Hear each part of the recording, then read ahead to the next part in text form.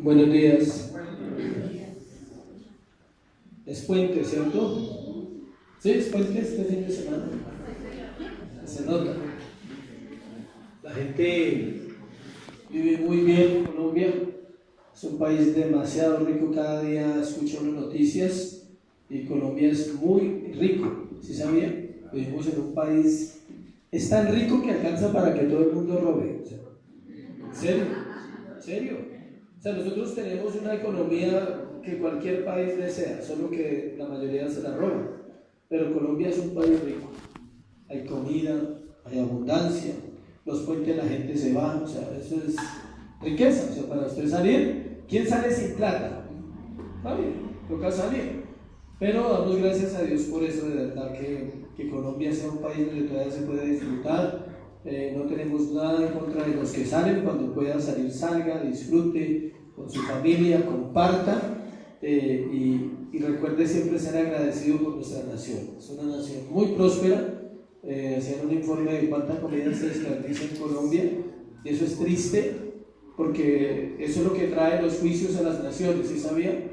La abundancia y el desperdicio en los tiempos de abundancia han traído juicios a varias naciones en la tierra. Varias naciones han tenido que ser juzgadas porque en tiempos de abundancia, en tiempos de mucha prosperidad, hay ocio también, o sea, hay pereza. Y hacían una estadística de que son toneladas de alimentos que se pierden, con lo cual se podría alimentar a todos los que aguantan hambre en el planeta, solo en Colombia. Que Colombia bota mucha comida, se pierde mucha comida en las grandes empresas, en la industria, en el campo y en las casas también. Hacían un porcentaje de los campos, de las empresas, pero también un porcentaje de las casas de cómo se desperdicia la comida. Entonces, no desperdicien comida, compre lo que necesita, compre un buen mercado, gaste lo que necesita, pero procure no desperdiciar comida. Eso es algo muy importante en nosotros como creyentes. Antes de empezar, el micrófono está molestando, entonces no quiero interrumpir la prédica.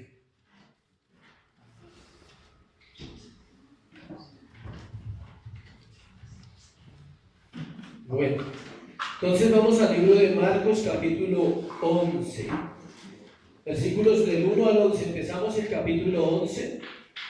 Estamos ya acercándonos aparentemente al final del libro, pero estaríamos terminando en noviembre más o menos, capítulo 16 de Marcos. Vamos a leer Marcos del 1 al 11. El texto es 11, 1, 11, o sea, 5 unos, 11, 1 al 11. Cuando se acercaban a Jerusalén, junto a Betfagé y a Betania, frente al monte de los olivos, Jesús envió 2 de sus discípulos y les dijo: id a la aldea que está enfrente de vosotros, y luego que entréis en ella, hallaréis un pollino atado, en el cual ningún hombre ha montado. Desatadlo y traedlo. Y si alguien os dijere: ¿por qué hacéis eso?, decid que el Señor lo necesita y que luego lo devolverá. Fueron y hallaron al pollino atado afuera a la puerta, en el recodo del camino, y lo desataron. Y uno de los que estaban allí les dijeron: ¿qué hacéis desatando el pollino? Ellos entonces le dijeron como Jesús había mandado, y los dejaron. Y trajeron el pollino a Jesús y echaron sobre él sus mantos, y se sentó sobre él. También muchos tendían sus mantos por el camino, y otros cortaban ramas de los árboles y las tendían por el camino. Y los que iban delante y los que venían detrás daban voces diciendo: Hosana, bendito el que viene en el nombre del Señor. Bendito el reino de nuestro padre David que viene. Hosana en las alturas. Y entró Jesús en Jerusalén y en el templo, y habiendo mirado alrededor todas las cosas, como ya anochecía, se fue a Betania con los 12. Padre, gracias por el Evangelio, Señor. Gracias por el libro que nos estás permitiendo estudiar. Trae luz, trae revelación, trae esa continuidad que necesitamos aprender de las Escrituras para que ellas sean claras en nuestro corazón. Bendice este día, Dios, bendice este tiempo, bendice cada creyente que está aquí conmigo, Dios. Te amamos, te bendecimos, Dios, pero sobre todo te necesitamos esta mañana como nunca antes, Dios, porque lo único que tenemos es este momento contigo. Por eso te necesitamos, Dios, en este tiempo de la palabra. Habla en el nombre de Jesús. Amén y amén. Falsa coronación del rey verdadero, se llama la enseñanza del sermón. Falsa coronación del rey verdadero. El capítulo de Marcos, vamos a hacer una introducción antes de entrar como siempre a los textos. El capítulo 11 del versículo del libro de Marcos contiene 5 sermones. Se conoce desde el capítulo 11 hasta el capítulo 16 como ya la semana de la pasión de Cristo. En esos 6, 11, 12, 13, 14, 15 y 16, en esos 6 capítulos vamos a estudiar una semana de la vida de Jesús, la semana más importante de la vida de Él. Es una secuencia espectacular ver cómo 6 capítulos se dedican a una semana, casi uno por día. Y vamos a ir mirando qué día era desde hoy. Cada semana vamos a mirar en qué día vamos hasta llegar al día viernes a las 9 de la mañana, cuando en la cruz del Calvario Jesús es crucificado. Y a las 3 de la tarde Jesús es muerto. Y luego vamos a llegar hasta el día de su resurrección, el día domingo en la madrugada, cuando las mujeres fueron a visitar la tumba y Él ya había resucitado. Eso es lo que nos queda del libro de Marcos para hacerle un resumen. Después de haber extendido su misericordia en el sermón de hace 15 días, se llamaba como el texto, una misericordia más. Y era la historia del ciego Bartimeo, ¿no? Que se llamaba Bartimeo porque era hijo ¿de quién? De Timeo. Por eso se usaba ese apelativo antes, Bartimeo. Entonces, luego de eso comenzamos el capítulo 11, que es lo que vamos a mirar hoy. Y vamos a hacer, antes de entrar en el recuento, un resumen cortico de la semana de Jesús. Porque resulta que cuando termina el milagro del ciego Bartimeo, ellos están en Jericó. Y se deduce y se saca por conclusión que era un viernes. El viernes fue el milagro del ciego. Normalmente los judíos guardaban el día de reposo. Entonces el Señor era judío, acuérdense. Él guarda el día de reposo. Viernes 6 de la tarde, ¿hasta qué horas? Sábado 6 de la tarde. Ese era el día de reposo para ellos, o el día del Señor en el Antiguo Testamento. Según el relato de Marcos, podemos ver la última semana rápidamente. Miremos qué pasó. Solo le voy a leer, y lo vamos a estudiar durante estos meses, pero tengo que hacer esa introducción para ubicarnos, porque aquí cambia la temática del libro. Escuchen, hay una controversia antes de empezar la semana. Una parte de estudiosos dicen que el Señor, este pasaje 11.1 fue un lunes, y otra parte de estudiosos dicen que fue el domingo. Pero no nos vamos a complicar con eso porque no estábamos allá. Amén. Entonces, unos dicen que tienen argumentos para decir que fue el domingo y otros dicen que fue el lunes. Juan capítulo 12 nos hace ver como más cerca a que fue el lunes. Acompáñenme un momentico antes de hacerlo de la semana de Jesús a Juan capítulo 12 versículo 1, que quiero hacerle notar esa situación que es muy importante cuando usted estudia un pasaje. 6 días antes de la Pascua vino Jesús a Betania, donde estaba ¿quién? Lázaro, el que había estado muerto y a quien había resucitado de los muertos. Y usted lee en el 12 el mismo pasaje de la entrada triunfal a Jerusalén. Entonces escuche esto. ¿Por qué hay una diferencia de opiniones? Por lo siguiente. Usted lo puede contar como quiera y no pierde la salvación. ¿Listo? Entonces, si usted cuenta 6 días antes de la Pascua, ¿cuándo fue la Pascua? El viernes. Entonces, si contamos 6 días desde el domingo por la noche, pero si contamos el domingo nos da domingo, lunes, martes, miércoles, jueves y viernes. 6. Si contamos el domingo. Si empezamos desde el sábado, pero no contamos el sábado, también nos da domingo, lunes, martes, miércoles, jueves y viernes. Ahí está la diferencia de la postura de las dos corrientes de estudiosos Unos dicen que fue el lunes, la entrada triunfal a Jerusalén, y otros dicen que fue ¿qué? El domingo. En realidad no es el punto de discusión, pero se celebra, ¿cuándo se celebra la entrada triunfal a Jerusalén? Los domingos, sea por tradición, sea por lo que sea. Se conoce como el domingo ¿de qué? De Ramos. ¿Cuántos participaron de esa fiesta sinceramente? ¿Cuántos compraron el ramito? Y fuimos, ¿no? Porque yo también. Otros vendían el ramito, que es un machete tremendo, ¿no? ¿Sí?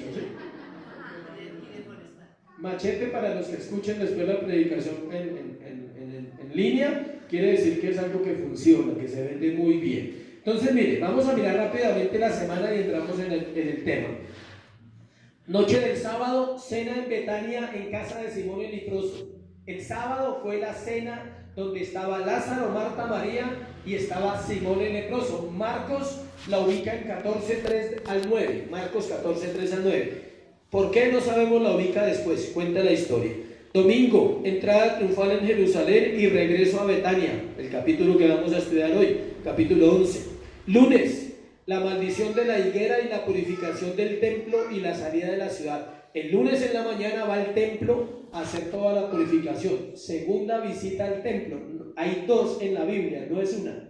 Una en el principio del ministerio y otra al final del ministerio.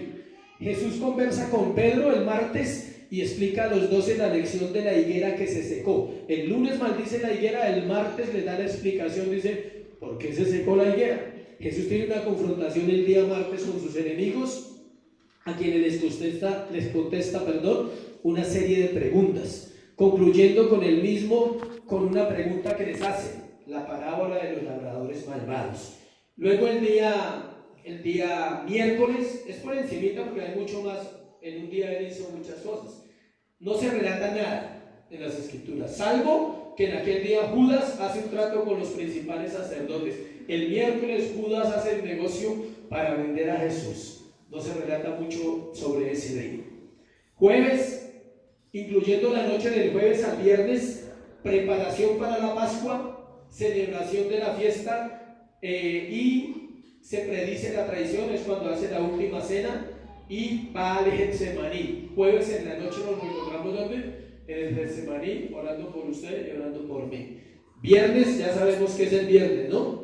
Juicio ante Pilato y crucifixión, burla de los soldados y muerte del Señor Jesucristo.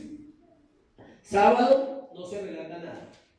El Señor está muerto, todos están tranquilos, día de reposo, normal, es como un fin de semana tranquilo como este puente. ¿Listo? Y domingo, resurrección de Jesús. Si ve la semana especial que vamos a estudiar durante estos 5 meses, la semana de la pasión de Cristo. Entonces vamos a ver el tema de hoy, ahora sí, después de esa pequeña introducción. Dice, el tema de hoy se llama ¿cómo? La coronación falsa del rey verdadero. Y vamos a ver que el primer punto se llama su llegada fiel, versículos del 1 al 7. Cuando se acercaban a Jerusalén junto a Betfage y a Betania.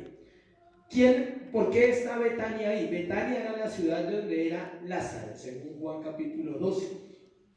Allí tenía sus amigos. Simón el leproso había sido sano, Lázaro había sido resucitado, buenos amigos, ¿no? Le quitó la lepra, lo resucitó, de esos amigos necesitamos, que sean fieles. Y está Marta y María que lo amaban, y él llega a esa ciudad ese día. Y le dice que frente al monte de los olivos, y Jesús envió 2 discípulos a buscar al asno. Este pasaje, conocido como la entrada triunfal a Jerusalén, no es precisamente la coronación de un rey. Es, como dijimos en el título del sermón, una falsa coronación. No es una coronación ni terrenal ni celestial. No reúne los requisitos. La escena que vamos a estudiar durante el sermón no reúne los requisitos para hacer la escena de la coronación de un rey, ni siquiera terrenal. Porque cuando hay una coronación de un rey terrenal había ¿qué? Autoridades, ministros, gobernantes. Allí está solamente el pueblo. Todo el pueblo, una parte, y los opositores de Jesús, los judíos y los escribas y los fariseos están allí en medio de esa multitud. tampoco es una coronación celestial. ¿Por qué? Porque esa sucedió cuando Él resucitó y fue exaltado hasta lo sumo y coronado de gloria y de honra por Dios. Esa coronación tampoco es acá. Cuando se acercaban, dice el texto 1, envió 2 discípulos. El Señor ya tenía todo organizado. Algunos preguntan esto: ¿cómo sabía lo del pollino? Y las escrituras nos dan una respuesta. Miren lo que dice el versículo 2. Les dijo, miren las instrucciones. Algo que me gusta de la Biblia y que me gusta cuando uno conoce al Señor es que Él nunca le da dudas a las instrucciones. Por eso no podemos aceptar cuando alguien dice: es que yo no entendí lo que usted me dijo, la dirección que se le dio. Él es claro, Él dice: ir a la aldea que está enfrente de vosotros, le da la dirección. Vayan a la aldea que está enfrente de ustedes y les da una por una las instrucciones. Dice: luego que entréis en ella, hallaréis que un pollino atado. O sea, el Señor les dice: puede haber otro por ahí suelto, pero ese no es. Tiene que ser el asno que está atado, dice, en el cual ningún hombre ha montado. Desatarlo y traerlo. No se podían equivocar, no podían traer cualquier burro, ¿sí? Cualquier asno. Era el asno que el Señor conocía. Ahí vemos una característica de la divinidad de Cristo y de su omnisciencia y su presciencia. Él sabía todo. Él ya sabía eso y ya había visto el burrito hace siglos. Dijo: ese burrito va a estar ese día. Igual que cuando le dijo a Pedro: ve y saca un pescado, y en ese pescado van a haber una o dos monedas para pagar los impuestos. ¿Quién podría saber eso? Dios. La mente de Dios es así. El jueves estuvimos estudiando la omnisciencia de Dios en la escuela bíblica y nos dimos cuenta que realmente es difícil esconderse de Dios. Todo lo sabe. En Zacarías 9:9 encontramos la profecía que habla de este pasaje que estamos leyendo. Ahí antecitos del Nuevo Testamento, unas hojitas, poquitas, se encuentra el libro de Zacarías antes de Malaquías. 9:9. Alégrate mucho, hija de Sión, da voces de júbilo. Eso sucedió ese día, léalo bien, y eso sucedió el domingo en la entrada triunfal a Jerusalén. Alégrate mucho, hija de Sión, da voces de júbilo, hija de Jerusalén. He aquí tu rey vendrá a ti justo y salvador humilde, y cabalgando sobre un asno, sobre un pollino, hijo de ¿qué? De asna. Más específico no puede ser. No era una casualidad que estuviera sucediendo ese día. Zacarías lo había profetizado 400 años antes, y eso nos lleva siempre a esto. Escuchen, nada, absolutamente nada de lo que pasa en nuestra vida está fuera del control de Dios. Siempre ha estado bajo el control de Dios, y David lo dijo: en tu libro estaban escritas todas esas cosas. ¿De quién? De mí. En la Biblia aparece un libro. 2. Hay un libro de la vida y un libro de las obras, para los que quieran estudiar. En el libro de las obras está todo lo que el hombre hace, y todo lo que van a mirar el día final. Se escudriña el corazón del hombre y están todas las obras que hizo. No hay pecado si se arrepintió, tenga en cuenta. Si no hay arrepentimiento, ahí están anotaditos. Pero si hay arrepentimiento, ¿son qué? Borrados, como enseña la palabra. Note que una característica de este pollino es que nadie había montado en él. Hay algunos que les causa curiosidad porque dice el versículo 3: y si alguien os dijere: ¿por qué hacéis eso? Decir que el Señor lo necesita y que luego lo devolverá. Algunos dicen: ¿pero por qué lo devolvía? Porque era honesto, porque devolvía lo que le prestaban. ¿Sí? ¿No? ¿Sí me entienden? A veces no devolvemos lo que nos prestan. Hay cosas que no se deben prestar. Los libros no se deben prestar, se pierden. Antiguamente los CDs, ¿a cuánto le pasó? Que prestaban los CDs y ya no vuelven los CDs. Los libros cristianos no los presten, regálenos. No los presten. Plata no le preste a alguien que no pague, o sea, ¿sí? Préstele a alguien, y si usted sabe, escuche este consejo que es sabio, créame. Cuando alguien está en necesidad y le pidan dinero prestado y usted sabe que esa persona no paga, regálese. Lo va a bendecir realmente. Si se lo presta, le va a hacer un mal. porque va a tener una enemistad con esa persona porque no le va a pagar. Pero usted ya sabía que él no pagaba. Entonces, ¿para qué le prestó? Regálele. 20.000, 50.000, no te los presto, te los regalo. Quiero bendecirte. Y se evita estar cobrando y se evita que esa persona siga endeudándose porque quizá ya le debe una vela a cada ¿qué? Santo. Entonces, ¿por qué el Señor devolvía las cosas? Porque debemos devolver lo que nos presta. Él dijo, ve y dile, vayan y díganle que yo se lo devolveré. Y efectivamente, el asno fue ¿qué? Devuelto. Todos los detalles de este versículo muestran algo, escuchen, el saber de Dios en todas las cosas. Sabía que nadie había montado en el asno, sabía exactamente dónde estaba el pollino, sabía que iban a preguntar y sabía que estaba atado. Eran características únicas. Ellos no se podían equivocar de animal. Sabía que el dueño era creyente para que accediera. Tenía que ser alguien creyente obligatoriamente. Algunos estudiosos dicen que quizás, no se puede afirmar porque no está en la Biblia, pero algunos estudiosos dicen que quizás Dios le había hablado a él esa noche anterior o unos días antes por sueños acerca de que tenía que entregar ese pollino para que el Salvador montara en él. Es una posibilidad, no está en la Biblia. Otra, él era un hombre convertido realmente a Jesús, conocía a sus discípulos y confiaba en la palabra que ellos traían de parte de Dios. El maestro mandó decir que necesita el asno, llévenlo, es para el Señor, pero él se lo va a devolver. Bueno, no hay problema, si no lo devuelve es para él, ¿sí? Eso era importante en la vida de los creyentes. Sabemos a quién servimos, conocemos a nuestro Señor y estamos dispuestos a entregar lo que pida. Él entregó su asno y dijo, bueno, no hay problema, si lo devuelve, amén, y si no lo devuelve, amén. Versículo 4. Fueron y hallaron al pollino atado afuera de la puerta en el recodo del camino y lo desataron. Todo exactamente según las instrucciones. Podemos ver algo en este pasaje y que definitivamente la primera venida del Señor no fue para reinar, sino para morir por nuestros pecados. Un rey no llegaba en una asna. Un rey llegaba siempre con un heraldo, con un ejército adelante, con caballos muy finos, porque algo que caracterizaba a los reyes eran ¿qué? Los caballos. Si sabían que en la antigüedad los caballos representaban poder y fuerza, y un rey cuando llegaba con una caravana de esos caballos imponentes y carretas y soldados escoltas, pero vemos a un rey en un asna. No era el rey imponente que todos esperaban, pero ahí encima de ese burro iba la gloria de Dios, iba el Hijo de Dios, el Rey de Reyes y el Señor de Señores. Su coronación celestial no fue ese momento, era algo humano, y después de la muerte, cuando fue resucitado, realmente fue exaltado hasta lo sumo. Segundo, la aprobación sin fe. Vamos a mirar la aprobación de la gente, pero sin fe.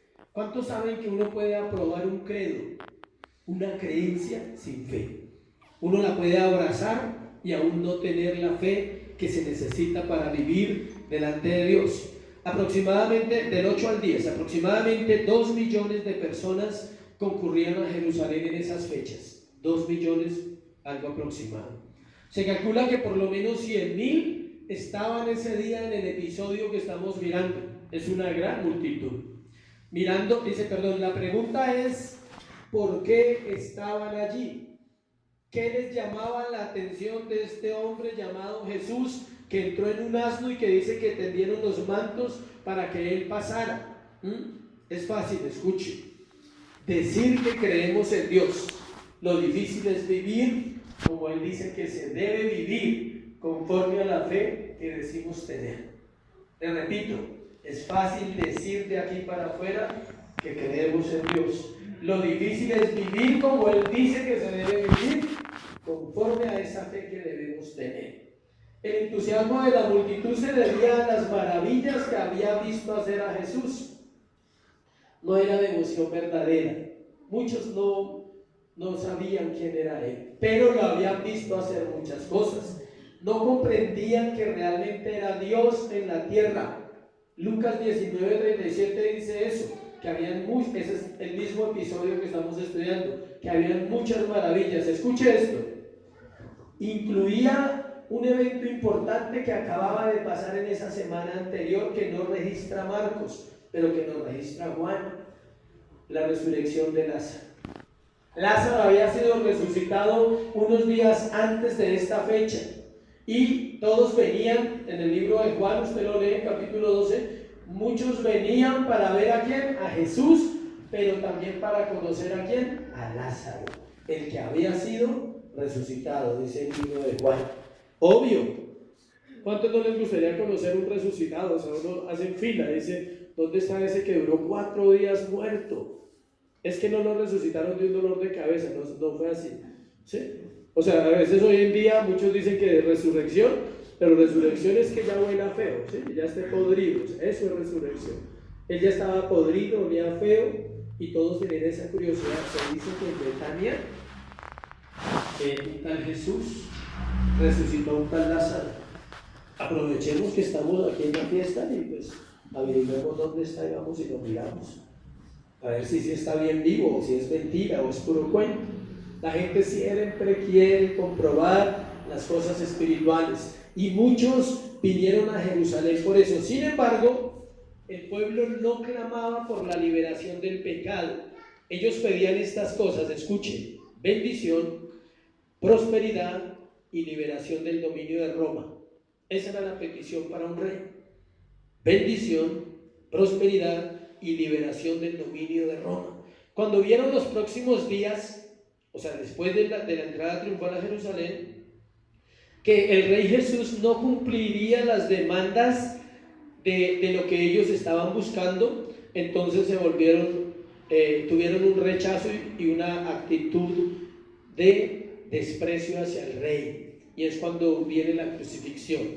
Y los mismos que estaban allí diciendo Hosana, bendito el que viene en el nombre del Señor, fueron los mismos que levantaron las manos para decir crucifícale, crucifícale y crucifícale. Fueron los mismos. ¿Por qué? Porque ese día no era la coronación de ese rey, simplemente era algo que tenía que cumplirse.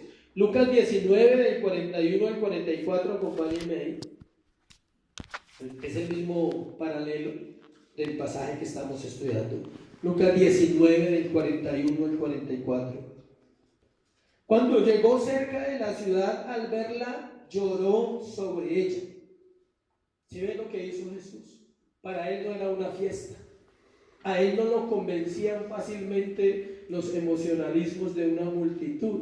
Él no dijo, wow, todos me aman, todos se van tras mí, o sea, todos me quieren, todos están esperándome. Eran miles los que lo estaban aparentemente adorando.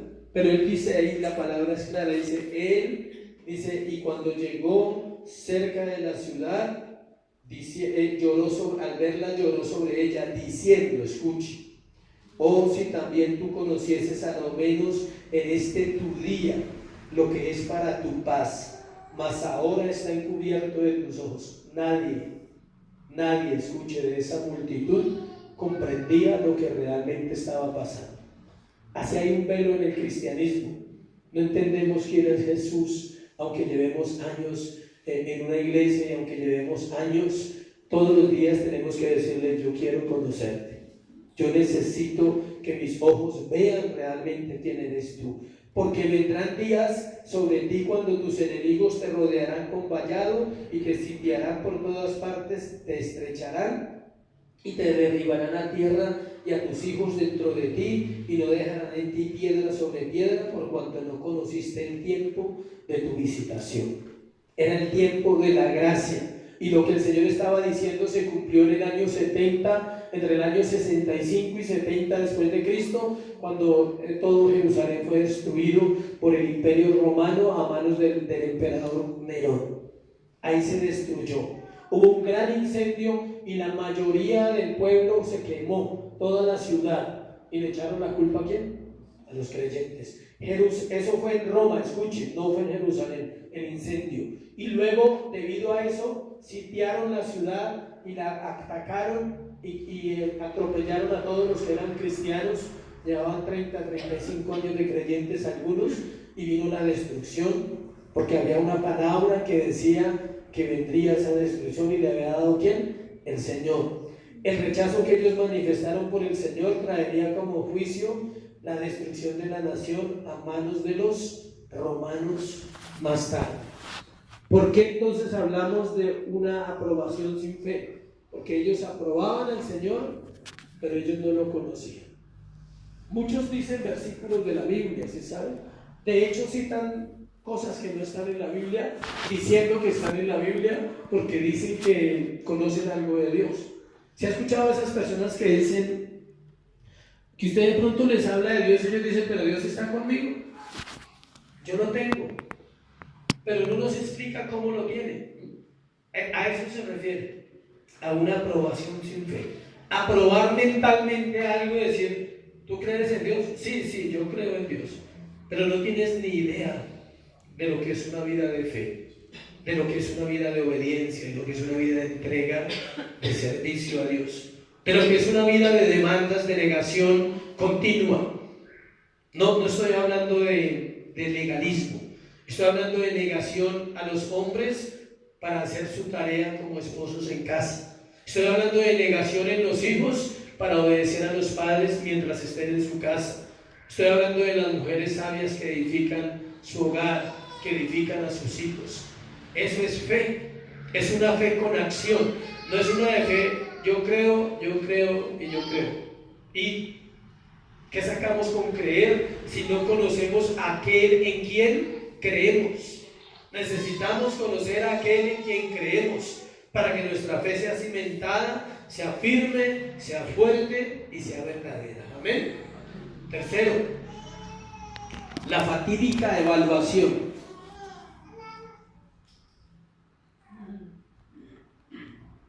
Entró Jesús en Jerusalén, versículo 11, y en el templo, y habiendo mirado alrededor todas las cosas como ya anochecía, se fue a Betania con los 12. Algunos dirán, uy, pero ya va en el tercer punto. Más rápido el pastor hoy. Sí, porque ahorita vamos a cerrar con algo que tiene que ver con este pasaje, y es el rey. ¿Quién es el rey realmente?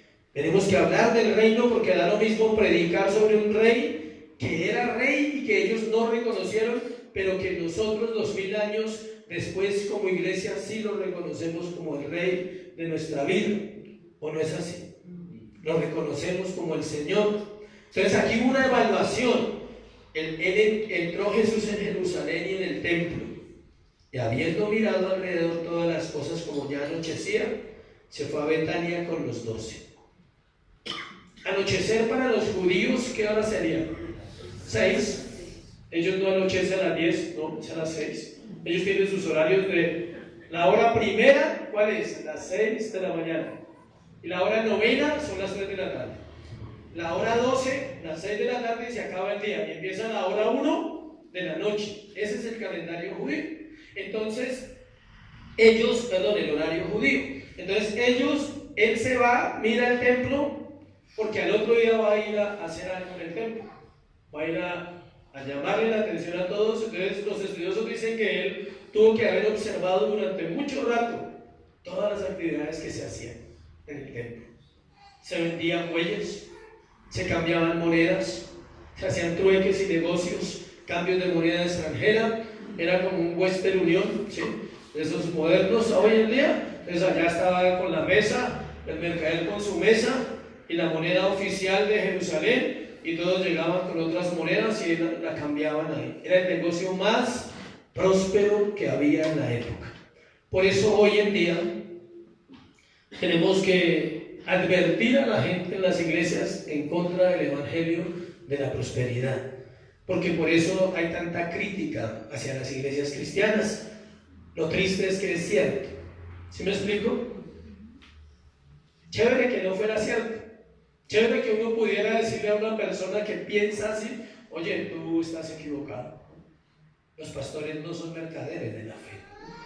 Pero sabemos que sí hay pastores, o que se hacen llamar pastores, que son mercaderes de la fe, que están negociando con la emoción del oyente, que están manipulando para sacarle a la gente plata hablando de la salvación.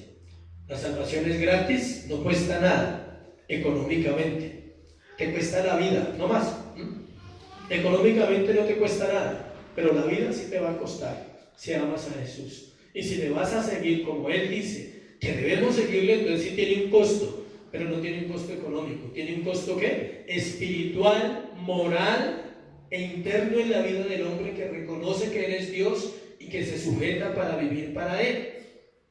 Bastaba una mirada del Señor para evaluar todo lo que era ese lugar, todo lo que sucedía allí en esas horas, en esa ciudad, y por eso el otro texto nos dice que Él lloró. Acá, o sea, es el mismo momento cuando Él mira y llora, y dice, terrible, dice, lo que han hecho con mi templo. Mi casa, casa de oración, será llamada y se ha vuelto una cueva ¿de qué? De ladrones. Él mira, analiza, habiendo mirado alrededor del templo todas las cosas, como ya anochecía, se fue a Betania con los 12. Ahí es donde algunos estudiosos dicen que sucedió la cena el domingo por la noche. La cena se fue para Betania, y de Betania era ¿quién? Lázaro.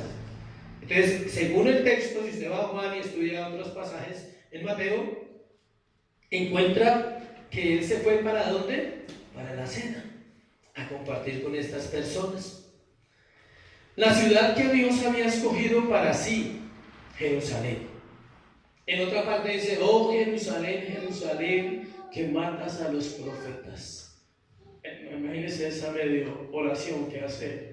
Duro, ¿no? Que juzguen a una ciudad por matar profetas. La ciudad que Dios había escogido para sí, pero que no vio luz el día que la luz vino a ella. Que no nos pase igual, iglesia.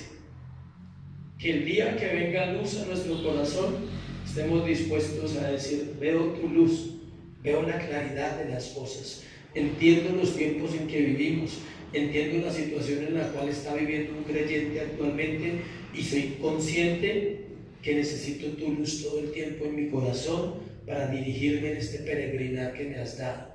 Esa luz viene a nosotros constantemente. ¿En dónde viene? En la palabra. Jesús dijo, yo soy la luz del mundo. El que a mí viene ya no andará en tinieblas, sino que tendrá la luz de la vida. Juan 8:12. Y siempre él habla de la luz en primera de Juan capítulo 4. Dios es luz y no hay tinieblas en él. Él llega a esta ciudad luz y ellos no ven la luz.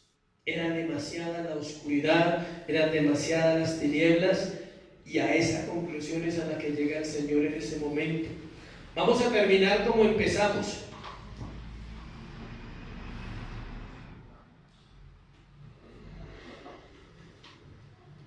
Aclarando por qué era una coronación falsa, aunque el rey era y es verdadero. La venida del Señor Jesucristo a la tierra tenía un propósito, escuchen, establecer el reino de los cielos en la tierra. Entonces vamos a mirar en el libro de Marcos varios textos anteriores haciendo un recuento del rey. Mateo es el libro que lo anuncia como rey, ¿no? Pero Marcos tiene sus detalles porque nos tiene que llegar hasta el capítulo 11. Entonces vamos a Marcos capítulo 1,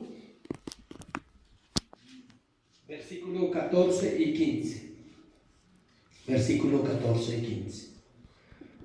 Después que Juan fue encarcelado, Jesús vino a Galilea, predicando el evangelio ¿de qué? Del reino de Dios, diciendo, el tiempo se ha cumplido, el reino de Dios se ha acercado, arrepentíos y creed en el evangelio.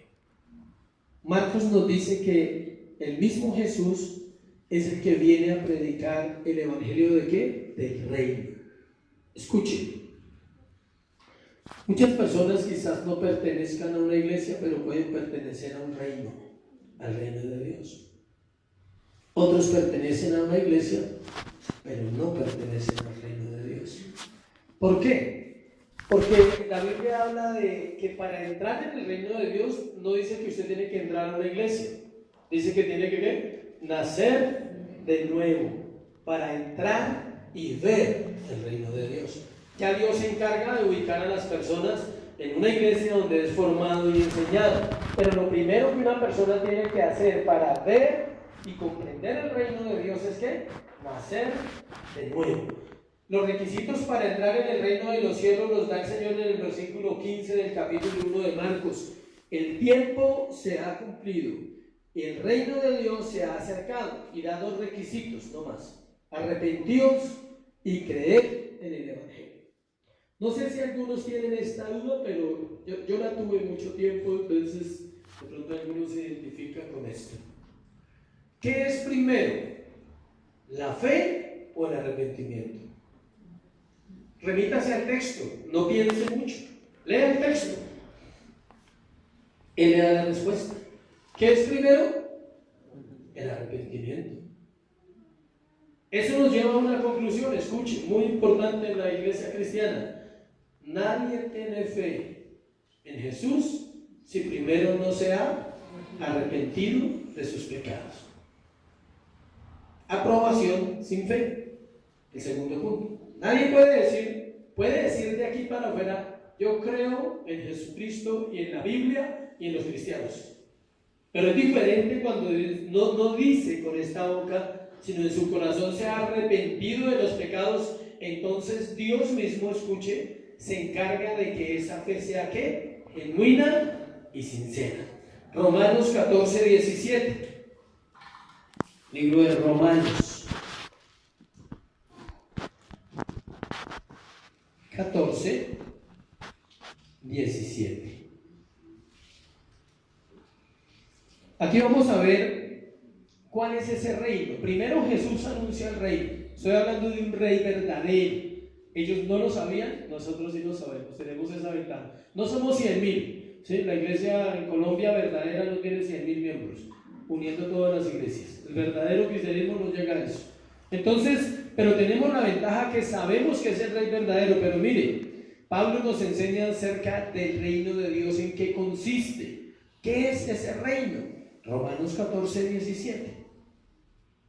Porque el reino de Dios no es que comida ni bebida, sino justicia, paz y gozo en el Espíritu Santo. Alguien dijo que algo que caracteriza a los cristianos es que comen y beben, o comemos y bebemos. Yo también me incluyo ahí. O sea, el cristiano deja todas las mañas menos esa, de comer y beber. Y Pablo está diciendo: el reino de Dios no es comida ni bebida. Y dice que es el reino de Dios. Él dice realmente que es. Mire lo que es: justicia, paz y gozo. ¿Dónde? En el Espíritu Santo. Eso es el reino. Por eso su reino no podía establecerse ese domingo en Jerusalén, en una nación que solo pensaba en sí misma. Igualmente, una vida que solo piensa en sí misma no conoce a Dios y no puede manifestarse en ella el reino de Dios. ¿Por qué? Porque su pensamiento es aquí y ahora. ¿Sí sabe que el aquí y el ahora es una frase de metafísica y es una frase de la nueva era? El aquí y el ahora. Eso no es una frase cristiana, no le crea a nadie que eso es una frase de la Biblia. Eso es una frase usada por un ocultismo moderno que lleva a la gente a vivir aquí y ahora. El cristiano no vive aquí y ahora. El cristiano vive para Dios y muere para Dios. Lo vimos el jueves. El cristiano vive aquí hoy con el Señor y está con el Señor en su presencia. Y si muere hoy, no hay aquí y no hay ahora. Hay una eternidad inmediata. Entonces no, esos libros que dicen que el aquí y el ahora no sirven para nada. Nosotros no tenemos aquí y ahora. Nosotros estamos en un presente continuo donde Dios dice: si tú vives para mí, vives hoy para mí, mañana para mí, y cuando mueras vivirás para mí. Primera de Corintios 4:20. Sigamos mirando más sobre el reino. Primera de Corintios 4:20. Porque el reino de Dios, otro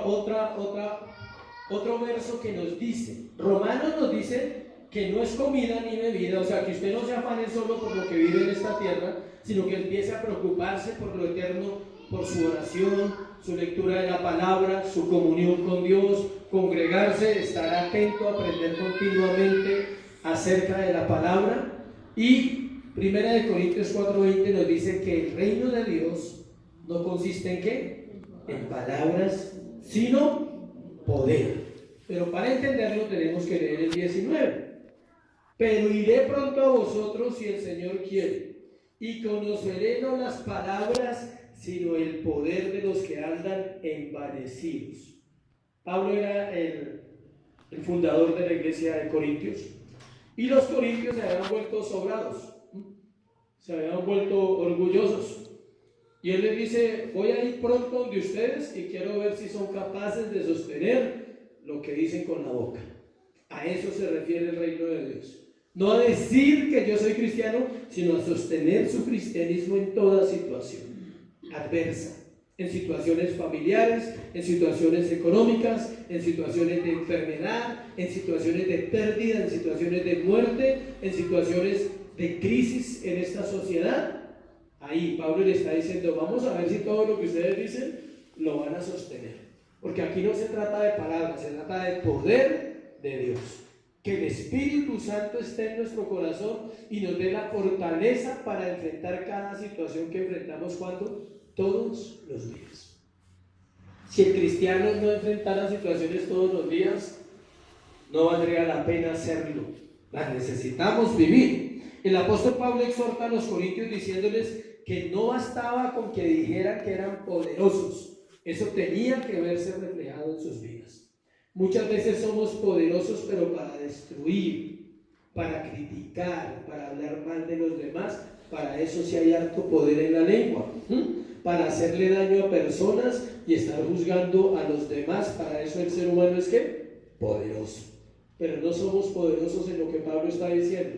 Pablo está diciendo: espero que sean así de poderosos como hablan en la obediencia, que obedezcan al Señor, porque eso es lo que realmente puede establecer el reino de Dios en una vida. El principio mayor de la vida cristiana es la obediencia, no hay otro. Yo puedo saberme muchos versículos, pero ellos lo que hacen es probar mi ¿qué? Obediencia. Cuando viene el momento de la prueba en mi situación personal, con mi esposa, con mis hijos, con mis finanzas, pues 100 versículos no me van a servir si no obedezco. Amén. Entonces, algunos piensan que no, yo sé lo que dice la Biblia. No es que si usted sabe, usted aplica lo que dice la Biblia. Los principios bíblicos: congregarse, ofrendar, orar, ayunar, leer la Biblia. No ayunar cuando el pastor diga, sino debe ser un hábito personal e iniciativa propia. No, es que la iglesia dijo, y la iglesia entró en un ayuno de 40 días. O sea que si la iglesia no entra en un ayuno, el creyente no ayunaría. A eso se refiere Pablo. Eso es una vida de poder, donde no está manipulado, arriado, como dicen por otro: haga esto, haga lo otro, porque el hombre se acostumbra a que el hombre lo guíe y no deja que su rey lo guíe, que sea él el rey de nuestra vida, que nos guíe. Pablo, un hombre que anunció su reino, el reino de Dios, durante todo su ministerio, en todas las escrituras. Hechos 28-23. Miren lo que nos dice Pablo al final casi de su vida. El libro de Hechos es una biografía total de la vida de Pablo, parte por parte, y llegamos al capítulo 28, que es de los finales. Encontramos el versículo 23, 28-23. Habiéndole señalado un día a Pablo, vinieron a él muchos a la posada, él estaba preso, a los cuales les declaraba y les testificaba ¿qué? El reino de Dios. Él no hablaba de otra cosa. Él no decía: no, Dios le va a dar un buen marido. O sea, no, decía el reino de Dios. Establecía principios en el corazón de la gente. Esa es la función de la iglesia: cada semana predicar de los principios bíblicos, la oración, insisto, la lectura de la palabra. Dentro de 8 días va a volver a escucharlo si está ahí sentado. La oración y la lectura de la palabra, o al revés, la lectura de la palabra y la oración. Ese es el reino de Dios.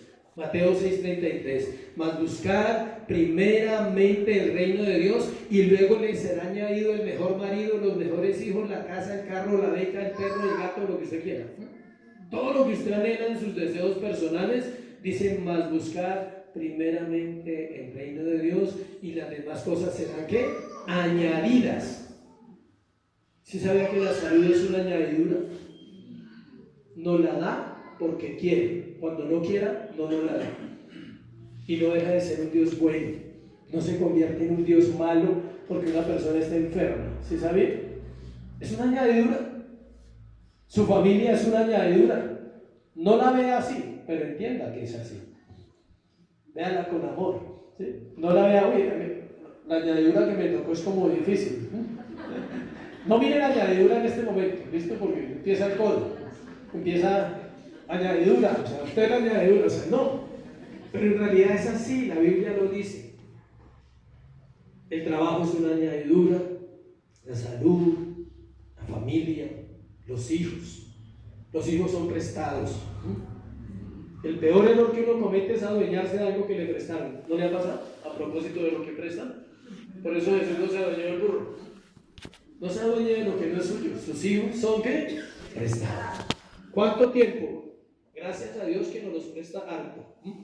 Mucho tiempo. Algunos se los presta, ya están viejos y ahí se los ha prestado. ¿Sí? Él hace préstamos largos. El Señor presta. ¿Sí? Todo eso es añadidura, iglesia. Todo eso es ¿qué? Añadidura. No te pegues a eso porque vas a sufrir. Cuando nos pegamos a la añadidura, sufrimos. Cuando nos pegamos al reino de Dios, somos bendición para nuestra añadidura. Yo quiero ser bendición para mi esposa, para mis hijos, para mi mamá, para mis hermanas, como mi familia más cercana, digámoslo, para la iglesia y para la sociedad. Pero si yo me pego en la añadidura, no soy bendición para nadie. Tengo que pegarme ¿a quién? Al reino. Porque dice, buscar primeramente el reino de Dios. ¿Cómo encontramos el reino? Algunos lo describen directamente como Jesucristo. Él es el reino. En Él está el reino de Dios porque Él es el rey. A ese tipo de reino es al que se refiere la Biblia. No, vuelvo y le leo Hechos para encadenar otra vez el tema. Habiendo señalado un día, vinieron a Él muchos a la posada, a los cuales les declaraba y les testificaba el reino de Dios desde la mañana hasta la tarde, persuadiéndoles acerca de Jesús, tanto por la ley de Moisés como por los profetas. ¿Sí ve? Él no predicaba los evangelios porque no estaban escritos todavía. Él no disfrutaba de las copias de la Biblia que tenemos hoy en día, Pablo. ¿Qué predicaba Pablo? Génesis a Malaquías. El reino de Dios en Génesis está. El reino de Dios en Malaquías está. La salvación en Nehemías está. En cualquier libro de la Biblia está ¿qué? La salvación. A ese tipo de reino, ahora sí, es al que se refiere la Biblia. No a un tipo de reino de comodidades. Hechos 14:22 dice que es necesario después de muchas tribulaciones que entremos al reino de Dios. El reino no es mandar a otros. Hechos 14:22. El reino no es mandar a otros. Vaya, tráigame, hágame, lléveme. Ese no es el rey. Ese no era el rey que vino a este mundo. Reino de obtener lo que yo quiero, no se refiere a eso. Y que se acepte lo que yo pienso, tampoco. Un reino es ¿qué? Monárquico. El rey dijo y los súbditos ¿qué? Obedecen. Funciona en la tierra, imagínense.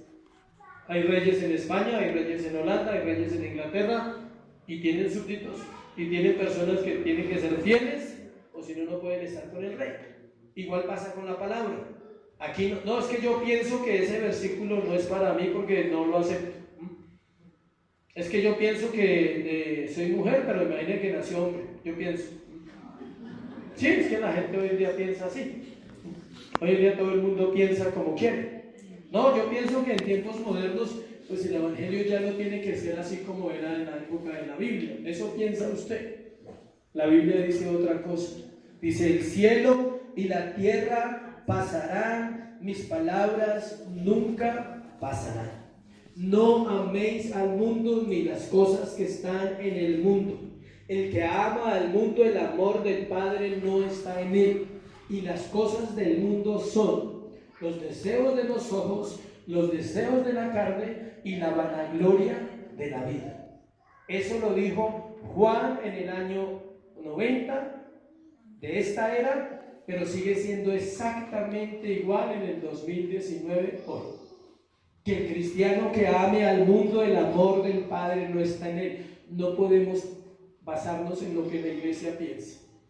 No, a mí me parece que ese versículo, que no améis al mundo y que el amor del Padre no está en él, no es como para esta época, porque el mundo ha evolucionado, el mundo ha cambiado, ya tenemos cosas muy modernas que ellos no entendían en esa época cuando escribieron la Biblia. No, todo lo que está escrito es para hoy. Su reino, escuche, su reino se estableció en esa época, en el primer siglo, en una iglesia primitiva que no tenía mucho de lo que tenemos en estas generaciones, pero que conoció plenamente a su Señor, a su Rey, y se sometió a él hasta el punto de morir. Muchos millones murieron entre el año 60 al año 100. Millones de cristianos fueron sacrificados, y por eso la iglesia está viva hoy, por la sangre de los mártires, dice, y la sangre de ellos clama justicia todavía delante de Dios, diciendo: Señor, ven pronto, queremos estar contigo. Y el Señor responde en Apocalipsis y dice: hasta que se complete el número de sus consiervos, que todavía están allá en la tierra. Donde Dios dice que sus hijos obedecen, ese es un reino, donde mi vida se alinea a la palabra del Rey y compruebo que hay poder en Dios y en su palabra. Hay un libro totalmente contrario a las Escrituras que se llama Tu mejor vida ahora. Si alguien lo tiene, puede hacer una hoguera y le va mejor. Tu mejor vida ahora. Esta es la peor vida, ¿sí sabían? La vida en la tierra no es la mejor vida.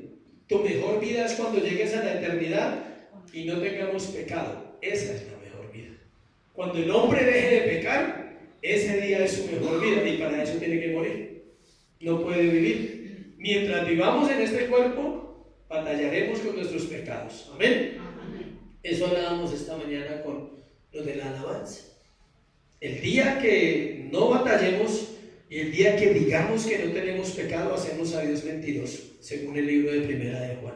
El que dice que no peca, miente. Y el que dice que no ha pecado, hace a Dios ¿qué? Mentiroso. Porque Dios no miente, y Dios dice que los hombres somos ¿qué? Pecadores. Me gustan muchas frases, soy de los que tomo las frases y me gustan. Podemos elegir pecar más o pecar menos, pero no podemos elegir no pecar. Usted y yo no tenemos esa elección. Somos pecadores. Amén. Mateo 21, 4, 5.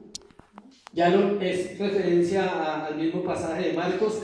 Decida la hija de Sión: he aquí tu rey viene a ti, manso y sentado sobre una asna, sobre un pollino, hijo de animal de carga. El Rey de los cielos, el Rey de reyes y el Señor de señores, en un asno. Humildad. Él podía entrar con poderes y ángeles, una legión de ángeles. Apenas lo vieran, toda la gente caía al suelo y se postraba porque él era el rey. Pero él no lo hizo así, él entró en un asno. Vino a la ciudad en un animal, escuche. Ahora viene el corazón a través de burros también. Sigue haciendo el mismo proceso. De tiestos que predican, de personas que abren la boca, de personas que son barro, que se dejan usar por Dios. Sigue viniendo a las ciudades, sigue viniendo a los hogares, sigue viniendo a las casas a través de vasijas imperfectas para habitar en corazones y quitar la oscuridad que nos ha dejado una vida de pecado. El Rey sigue viniendo a la ciudad, acuérdense. ¿Vivimos en una ciudad o no? El Rey sigue viniendo a la ciudad donde nosotros habitamos. El Rey sigue golpeando el corazón a través de predicación cada semana, a través cuando te sientas a leer la palabra, cuando oras. Él sigue golpeando el corazón y diciendo: vengo a vivir en ti. Amén. Ponte sobre tus pies, vamos a orar, vamos a darle gracias a Dios, que sea Él poniendo su palabra hoy en nuestras mentes y nuestros corazones. Padre, te doy gracias en el nombre de Jesús. Dios, gracias por tu evangelio. Es luz a las naciones, es luz a los corazones, Señor. Necesitamos de ti hoy, Jesús. Hoy la iglesia te puede realmente adorar como Rey, porque tu coronación ahora sí ya pasó. Fuiste coronado de gloria y de honra al resucitar. La Escritura dice que así le agradó al Padre y te dio honra sobre todos los hombres y te puso en un lugar donde nadie puede llegar, Señor, y es al lado del Padre. Allí estás tú como Rey, Jesús, porque tú eres el Rey de reyes, el Señor de señores, y tenemos el gran privilegio de adorarte. No podemos extender unos ramos o unas mantas como lo hizo Jerusalén, que no entendía a Dios. Hoy tenemos el corazón. Hoy no se trata, iglesia, de extender objetos o cosas físicas delante del Rey.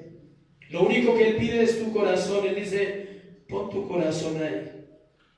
Porque Él puede mirar, acuérdate, Él evalúa las cosas. Él mira el corazón que se postra delante del Señor y que tiene una actitud correcta y dice, no tengo nada que ofrecer, Señor.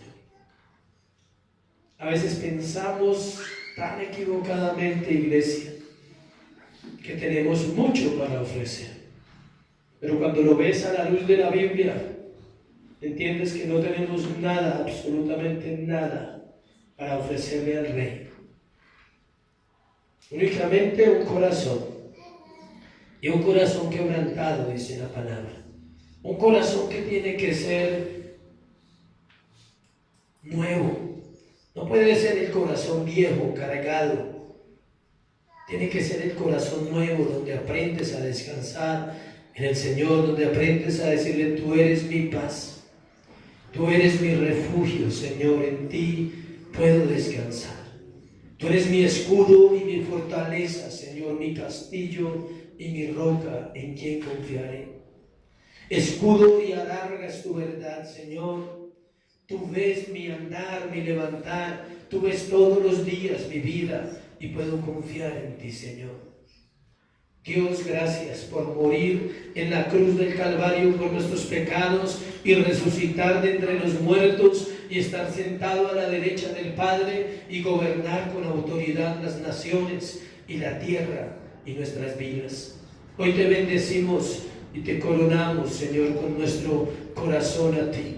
Te damos gracias por tu palabra en el nombre de Jesús. Amén y amén. Dale un aplauso al Señor.